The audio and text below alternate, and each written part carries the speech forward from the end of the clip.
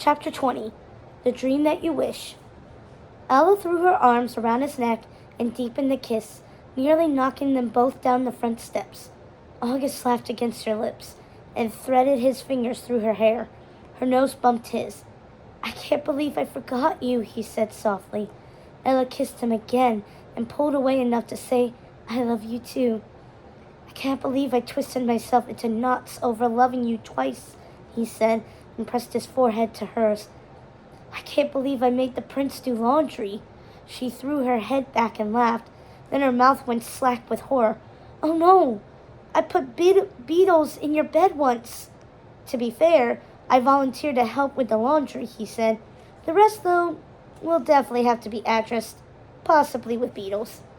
August reached up and curled a strand of her hair around his finger, tugging it lightly. That had been so long ago, before their childhoods were lost in the fog of grief. "I'm sorry for never finding the right time to tell you who I really was," he said. Ella laughed. "You're the prince, and I'm free." August wrapped her in a hug, turned his face to kiss her temple, and exhaled against her crown.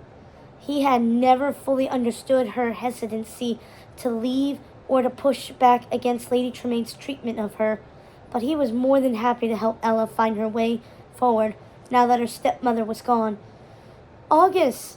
Martin's shout made them both jump. He was sprinting full speed back to the house from the departing carriage, one hand waving in the air, and he stopped before them with a huff. "Our memories are back!" Joy and confusion rolled over him. It wasn't just his and Ella's memories. Everyone's had returned. "Why would our kiss bring everyone's memories back?" asked Ella. "Well, it was a very good kiss," he said.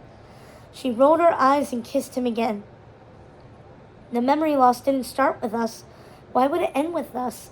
Things like this, being granted a wish by a fairy, secretly meeting the prince, forgetting true love, the wicked stepmother being caught in her schemes, only happens in fairy tales." "Well, yes, my darling. Why they're called that."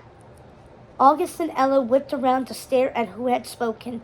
A fairy, wreathed in twinkling lights and clutching her hands to her chest, stared up at them from the road with a warm smile. She was cloaked in a pale periwinkle, and her black eyes reminded August of the warm, solid dark of a summer night. Everything about her exuded care. "Oh, you're back!" Ella untangled herself from August and threw her arms around the short woman. "Thank you, thank you, thank you. I can never repay you enough." "You're not giving up on your dreams is repayment enough, Ella," said the fairy, returning the hug so tightly that she nearly lifted Ella off the ground. "Oh, it is so good to see you happy. Sit, sit. I imagine you have questions, and I don't want to pull you away from your prince." She shooed Ella back to the front steps and stood before the two of them with a smile August usually saw people direct at especially cute puppies. She sighed. "I adore happy endings," she said. Ella laughed. "Did you return only to witness your handiwork?" "No, my dear. This time I am not here for you," said the fairy godmother. Turning to August, "I am here for your prince." "Me?" August asked, surprise sobering him instantly. "Why?" She smiled, sadly, instantly making August feel like a child, and gestured toward his coat. "You wrote to me asking if I could identify magical items that might be causing the memory loss in Fresnay. I am here to do so." Oh, his mother's fairy godmother was the one who had helped Ella. He never thought he'd meet her in person, but he had imagined what he would say to her if he ever got the chance. He wanted to ask about his mother as a child, the memory lost in Fresnay, and why kissing Ella had returned what they had forgotten. All that he managed, though, was the second, weaker, "Oh." "My dear boy," she said, and wiggled her fingers in his direction. "Please show me that what you're carrying in your pocket." Slowly, August reached into his coat and pulled out the brooch that had once been his mother's bracelet. He hated how beautifully it still caught the sunlight. "It is very lovely work," said the fairy, "though I think my original design was a touch better, don't you?" August nodded, confused. "Do you remember what it once was?" My mother's bracelet, said August, which she received as a gift after I granted her wish, the fairy said. I placed the bracelet on her wrist myself. Her wish was quite vague, but she was a child, so it was understandable. From the corner of his sight, August saw Ella staring at him, and he cleared his throat. My mother wished for everyone to be happy. Dread settled deep in the pit of August's stomach, and he closed his eyes, his grip on the brooch cutting into his palm. All fairy gifts have a drop of magic in them. The magic from the bracelet had years and years to spread to the rest of the items left on the memorial. That made sense, as infuriating as it was. But why did the magic do this? Asked Ella.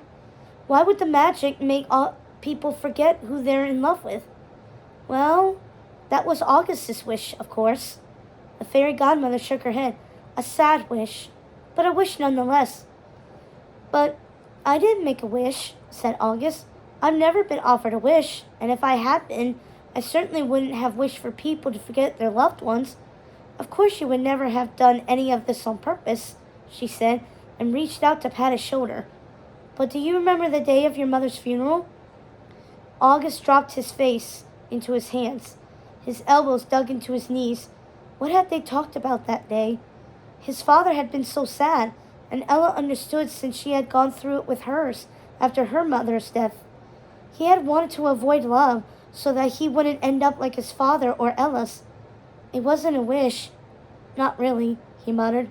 I was talking, lamenting. It's not your fault, August.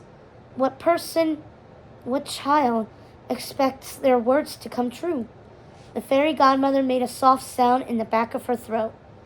You wished to forget love, and what little magic was left in your mother's bracelet tried to fulfill that wish, to make you happy. But then you left the bracelet at the memorial and didn't return, said Ella, still staring at August. So the magic started to leach over time, August continued, and when Lady Tremaine started taking items from the memorial that had absorbed the magic, the wish spread around town. Quite unusual indeed, the fairy mused. But we wrote you, asking about a wish, said August. You said a fairy hadn't granted one in Fresno. Yes, but a fairy hadn't granted one since the wish was crafted with residual magic. August groaned. I hate semantics. Unfortunately, the rules of magic do not, the fairy said. It was not a wish we granted, so we could not discuss it. And only I could fix it all, said August. That I sort of understand, but why did the town's memories return when we kissed? Asked Ella, looping one of her arms through August's. She squeezed. Despite her reassurances, he still felt terrible. Yes, the kiss, said the fairy, lips twisted into a wry grin. Was it only a kiss? You! Ella's eyes lit up, and she prodded August in the chest with her free hand. Her smile was infectious. You said you loved me. August laughed, caught her hand, and kissed it. And how does the truth return memories? Because it was the first time you had said it, the fairy smiled. Since August created the wish, only his finding and accepting true love could break it. How am I going to explain this to Fresno? Asked August. Ella kissed his cheek. They'll understand it was an accident. It wouldn't have even happened if stepmother hadn't stolen everything from the memorial and sold it. And most importantly, you've solved it, the fairy godmother applauded. Now, let me assure you again that everything is fixed, she said. All the memories have returned, and all the items were distinctly unmagical now. The important thing about being a prince is not always being right or fixing things perfectly on your first attempt. When you do make a mistake, or do not fully understand what you're working with, you must deal with the consequences, which you have done admirably. Face your fears instead of avoiding them, August, she added, as if hearing that you had stolen people's memories and found your true love was a normal, everyday occurrence. She turned to Ella. And you, my darling, are free. Your hope is restored. Ella nodded, smiling, and said, It is. Thank you. One last thing. If I'm not mistaken, you're missing a shoe, and your prince is still missing a bracelet. She waved her empty hand and nothing happened. Ella chuckled, and August managed a weak smile. Oh, not again. Where did I put that thing? She asked, patting down her cloak and spinning around. Ella cleared her throat and pretended to snatch something from the air. The fairy gasped and copied the motion. A wand appeared between her fingers. There we go. Thank you, my darling. She muttered a series of words. August didn't understand and waved the wand over Ella's feet. The shards of glass from the broken slipper marched out the front door like mice on parade and reformed into a shoe. It slipped itself onto Ella's bare foot. They're perfect, Ella said, wiggling her toes. Her fairy godmother beamed down at her. When you wear them, remember to never give up hope. Sometimes all you need is to accept another's help. Then she turned to August. He laid the brooch on the step and braced himself. He had dreamed of his mother and her bracelet often those first few years, and he wasn't sure what seeing it returned to its former state would do to him. He felt the change before he saw it, and the glitter of the glass scales danced across his eyes. There was a pinch. His eyes burned, and then he blinked. Then the feeling faded. It's odd to see it now, he said, and picked the bracelet up. He remembered how heavy it had felt when he was a child, but now there was a lightness to it, and the scales let out an almost musical trill when they clinked together. He slipped it over his hand. Thank you. It was as if he had never left it on the shoulder. No weathering, no cracks, no evidence of a wish gone wrong. You're very welcome, said the fairy. Wear it and remember that you shouldn't give up love to avoid loss. She waved her wand again, and little stars of magic shot up into the sky and fell toward the town. The fairy godmother smiled, and a breeze scattered her into 1,000 glittering stars. Did she do that last time? He asked, blinking at where she had been. I don't think she's realized it can be disconcerting, said Ella with a laugh. She helped more than she let on. If I hadn't attended the ball, we wouldn't have found each other again, and the memory loss would have been left unresolved. They had fallen in love all over again in the course of a night, and it wasn't because some supernatural power had entangled them or had intended for them to always be in love. They fit, and even though they had grown up and grown apart and become their own people, they were still the kind of person the other appreciated and needed. Ella wasn't the same girl from his childhood, and he was glad. She was who she needed to be, and he loved her, each and every her that she would ever need to be.